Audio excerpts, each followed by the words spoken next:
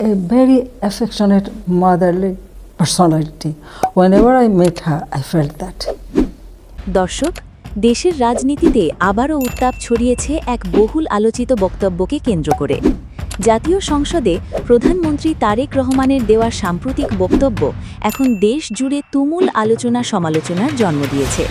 বিশেষ করে সাবেক প্রধানমন্ত্রী শেখ হাসিনাকে ঘিরে তার মন্তব্য, ক্ষমা, বিচার এবং শাস্তি, এই তিনটি শব্দই এখন রাজনৈতিক অঙ্গনের সবচেয়ে আলোচিত বিষয় হয়ে দাঁড়িয়েছে।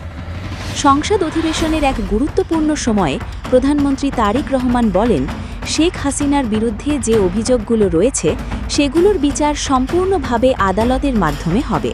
তিনি স্পষ্ট করে জানান, এই বিষয়টি কোনো রাজনৈতিক প্রতিহিংসার জায়গা থেকে নয়, বরং আইন ও সংবিধানের কাঠামোর মধ্যেই নিষ্পত্তি করা হবে।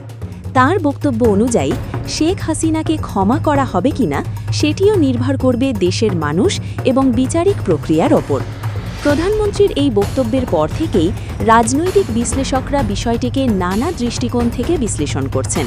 কেউ বলছেন এটি একটি কৌশলী রাজনৈতিক বার্তা, আবার কেউ মনে করছেন এটি আইনের শাসনের প্রতি একটি প্রতিশ্রুতি।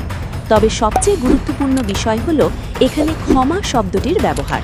কারণ একজন সাবেক প্রধানমন্ত্রীর ক্ষেত্রে এই শব্দটি রাজনৈতিক এবং সামাজিকভাবে ব্যাপক তাৎপর্য বহন করে।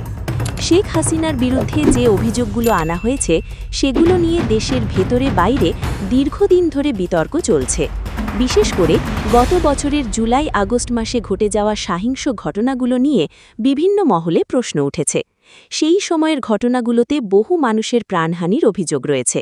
যদিও এসব বিষয়ে বিভিন্ন পক্ষের ভিন্ন ভিন্ন বক্তব্য রয়েছে এবং চূড়ান্ত সত্য নির্ধারণের দায়িত্ব আদালতের ওপরই বর্তায়। প্রধানমন্ত্রী তারেক রহমান তার বক্তব্যে জোর দিয়ে বলেন, আইন তার নিজস্ব গতিতেই চলবে। তিনি আরও বলেন, কোনো ব্যক্তি যত বড়ই হোক না কেন, আইনের ঊর্ধ্বে কেউ নয়। এই বক্তব্যের মাধ্যমে তিনি একটি বার্তা দিতে চেয়েছেন যে বাংলাদেশে বিচার ব্যবস্থা স্বাধীন এবং সেই ব্যবস্থার উপরই চূড়ান্ত সিদ্ধান্ত নির্ভর করবে। এদিকে শেখ হাসিনা বর্তমানে দেশের বাইরে অবস্থান করছেন বলে জানা গেছে। তাকে দেশে ফিরিয়ে আনা এবং বিচার প্রক্রিয়ার মুখোমুখি করার বিষয়টি নিয়েও নানা আলোচনা চলছে। আন্তর্জাতিক কূটনৈতিক সম্পর্ক, আইনি প্রক্রিয়া এবং রাজনৈতিক বাস্তবতা সব মিলিয়ে এটি একটি জটিল ইস্যুতে পরিণত হয়েছে। বিশেষজ্ঞদের মতে, যদি কোনো ব্যক্তি বিদেশে অবস্থান করেন এবং তার বিরুদ্ধে দেশে মামলা থাকে, তাহলে তাকে ফিরিয়ে আনার জন্য আন্তর্জাতিক আইনি প্রক্রিয়া অনুসরণ করতে হয়। এক্ষেত্রে দ্বিপাক্ষিক চুক্তি, কূটনৈতিক আলোচনা এবং আন্তর্জাতিক আইন গুরুত্বপূর্ণ ভূমিকা পালন করে। প্রধানমন্ত্রী তারেক রহমান তার বক্তব্যে আরও বলেন, দেশের মানুষ যদি ক্ষমা করে তাহলে ক্ষমার বিষয়টি বিবেচনা করা যেতে পারে। এই মন্তব্যটি বিশেষভাবে দৃষ্টি আকর্ষণ করেছে, কারণ এটি একদিকে যেমন জনমতের গুরুত্বকে তুলে ধরে, অন্যদিকে এটি রাজনৈতিকভাবে একটি নতুন মাত্রা যোগ করে।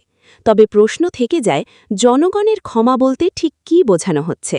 এটি কি কোনো গণভোটের মাধ্যমে নির্ধারিত হবে, নাকি এটি একটি প্রতীকী বক্তব্য? এই বিষয়ে এখনও স্পষ্ট কোনো ব্যাখ্যা পাওয়া যায়নি। অন্যদিকে দেশের অভ্যন্তরে আওয়ামী লীগের কার্যক্রম নিয়েও আলোচনা চলছে। বিভিন্ন স্থানে দলটির নেতাকর্মীরা সক্রিয় থাকার খবর পাওয়া যাচ্ছে। যদিও অনেক নেতাকর্মী বর্তমানে মামলার কারণে কারাগারে রয়েছেন, আবার অনেকে কেউ কেউ জামিনে মুক্ত হয়ে রাজনৈতিক কর্মকাণ্ডে অংশ নিচ্ছেন। রাজনৈতিক বিশ্লেষকদের মতে, আওয়ামী লীগ বাংলাদেশের একটি ঐতিহাসিক ও বৃহৎ রাজনৈতিক দল। দীর্ঘ সময় ধরে দেশের রাজনীতিতে তাদের প্রভাব রয়েছে। তাই হঠাৎ করে দলটির অস্তিত্ব মুছে ফেলা সম্ভব নয়, বরং সময়ের সাথে সাথে দলটি নতুনভাবে সংগঠিত হতে পারে।